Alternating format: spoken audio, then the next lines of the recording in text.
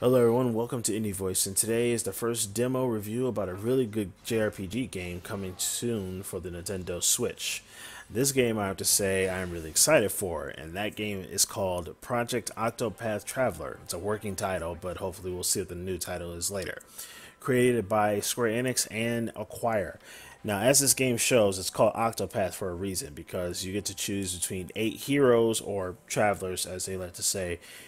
Each traveler has an ability to go throughout their backstories and adventures, but with all these backstories, it'll probably bring them all together to fight against a great evil or something like that, from what I can tell. But I'm pretty sure that'll change when the game is fully released. But while accomplishing their inner evils against those that have done them wrong, from basically what I can see, if you see Primrose's chapter, you see that she has gone through a very tough time throughout her life, including the knight, which literally has lost his honor. But I'm not going to tell you more of that, because if I do, that might ruin the demo for you, so I'll just leave it there. Now, another thing you'll notice about this game is it's created by the same people who made the Bravely Default series. Now, if you don't know the Bravely Default series, you can easily find that in the 3DS, or you can watch a couple of YouTube videos, either or.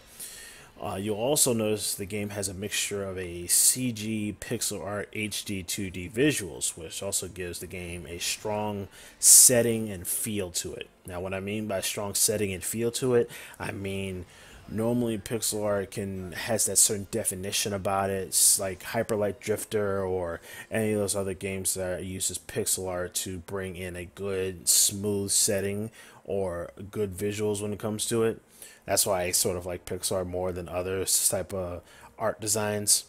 But this game, you'll definitely notice the setting and the feeling when it comes to those moments where either a death has happened, some sort of sad moment, or fighting, or angry. Either or, these things really show when you play this game. Now, there are many theories when it comes to who is the evil doer throughout the game, which you'll probably notice throughout the demo.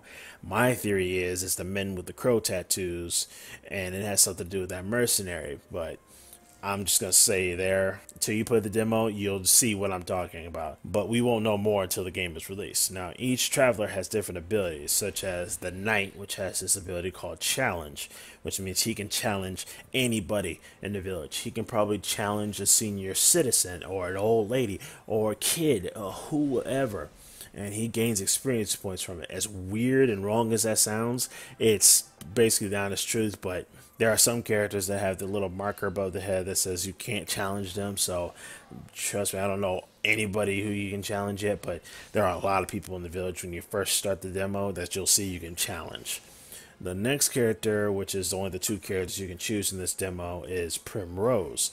Now, Primrose, she has this ability called Allure, which makes any character, like in a city or village, certain amounts of people, you can have them brought with you to fight with you. Now, her Allure is pretty useful, but you have to make sure to find the right person to allure, because some don't have as strong enough as abilities to help you out within fights.